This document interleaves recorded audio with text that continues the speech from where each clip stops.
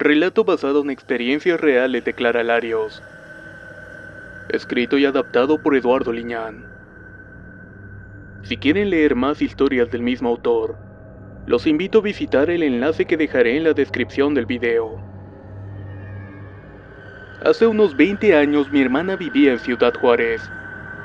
Se había casado y vivía cómodamente con su esposo y sus 2 hijos. Sin embargo, mi cuñado siempre fue muy salido y acostumbraba a irse de parranda con sus amigos los fines de semana. Mi hermana, aunque renuente, se acostumbró a esas prácticas de su marido, pero no estaba muy de acuerdo con eso, ya que pensaba que correría algún tipo de peligro, o quizás no regresaría de una de las tantas juergas que se ponía, puesto que el salir de noche en aquel lugar era jugar prácticamente con la muerte. Cierta noche mi hermana se despertó por los ruidos de la puerta de la entrada, y al revisar vio que mi cuñado había vuelto. Eran aproximadamente la 1 de la madrugada. Algo inusual, ya que generalmente su esposo volvía de las borracheras por las mañanas al clarear el alba. Ella cuenta que al ver a mi cuñado, notó que tenía un aspecto extraño. Estaba pálido y tenía los ojos bien abiertos, y se veía claramente estresado y tenso. De primera instancia ella pensó que se había drogado de más, o que había tomado algo que no fuera alcohol y lo puso así. El hombre caminó directamente a la alcoba y se sentó en la cama con el rostro desencajado. Mi hermana, al percatarse de eso, fue con él y con algo de preocupación le preguntó qué era lo que había ocurrido. Él, al verla con el rostro asustado, empezó a contarle una extraña historia. Él comentó que estaban en la cantina un par de amigos y él, tomando y platicando entre bromas y risotadas, al sonido de la música de cantina que sonaba en la rocola, así como con la presencia de muchos más parroquianos que tomaban sin miramientos. De pronto algo les llamó la atención, y fue la presencia de un hombre que no habían visto antes frente a ellos, y que los estaba mirando fijamente. El hombre iba elegantemente vestido con un traje fino y con sombrero de copa, mismo que lo hacía parecer una especie de mago de los tiempos antiguos. El rostro de aquel personaje denotaba una fría seriedad, y un gesto de soberbia que molestó a mi cuñado y a los demás. Antes de que le pudieran reclamar algo, el hombre se les acercó y los miró con prepotencia y les dijo algo que jamás olvidarían. A ustedes 3 se los va a cargar la chingada.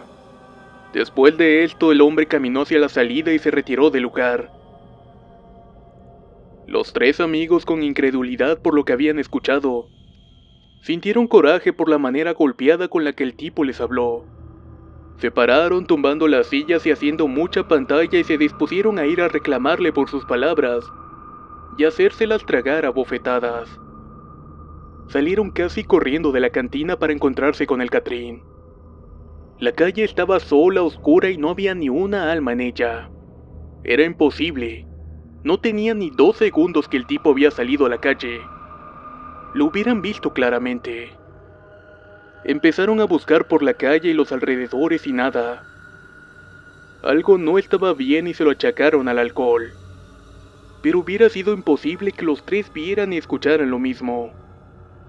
Así que volvieron a la cantina y le preguntaron a uno de los meseros que atendían que si había visto al tipo elegante que había entrado momentos antes al fétido lupanar en el que estaban.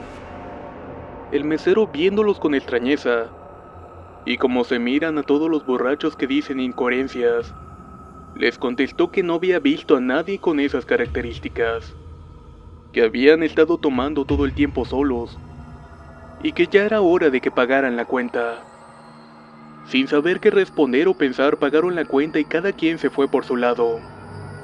Pero esa advertencia hacía eco en sus cabezas, en especial a mi cuñado, que se espantó de algún modo. Mi hermana lo miró con un gesto de impaciencia, y trató de hacerle ver que todo lo que había ocurrido era por ser un parrandero y borracho, que todo lo que vio y escuchó era consecuencia de su vida despreocupada y su alcoholismo. Sin mediar más, ambos se acostaron, y del suceso poco a poco se fueron olvidando. Luego de un tiempo, toda la familia de mi hermana volvió a Guanajuato. Su vida transcurrió sin problemas hasta hace 2 años después de que mi cuñado recibiera aquella advertencia.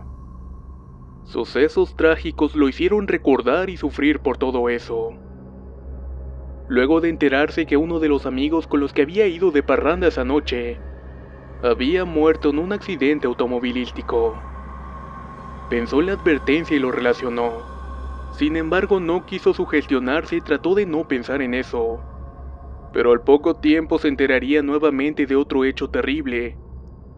El otro amigo que los acompañó había sido apuñalado en una riña y terminó muriendo desangrado. El temor y la incertidumbre comenzaron entonces a acosar a mi cuñado. Temía por su vida, ya que de resultar cierto lo que aquel Catrín les había advertido, él era el siguiente. Acosado por sus propios temores, externaba que durante varias noches había soñado con sus amigos, y que estos le advertían que él seguiría. Siempre los veía como un par de muertos inexpresivos, y afectados por las heridas con las que había muerto. No quería pensar en eso, pero irremediablemente el destino lo alcanzó tiempo después. Empezó a enfermar y cada vez su salud se deterioraba más y más. Lo más extraño que llegó a decir era que un perro negro con ojos llameantes y violentos merodeaba a las afueras de su casa, y que se asomaba a través de las ventanas como esperando que él muriera para poder llevárselo. Y que en otras ocasiones era despertado por los saltos que daban un par de niños siniestros, que lo pisoteaban y lo molestaban para que sintiera más dolor, y una desesperación por quererse morir para librarse de todo este sufrimiento. Mi cuñado murió tiempo después. No se supo con claridad qué era lo que había padecido, o qué le había ocasionado todos aquellos males que lo quejaron hasta el día de su muerte. Pensamos que su salud se degeneró por la impresión de saber de sus amigos muertos, y por pensar que él era el siguiente. Nunca lo supimos con certeza, pero de que fueron horribles todos estos eventos, sí lo fueron.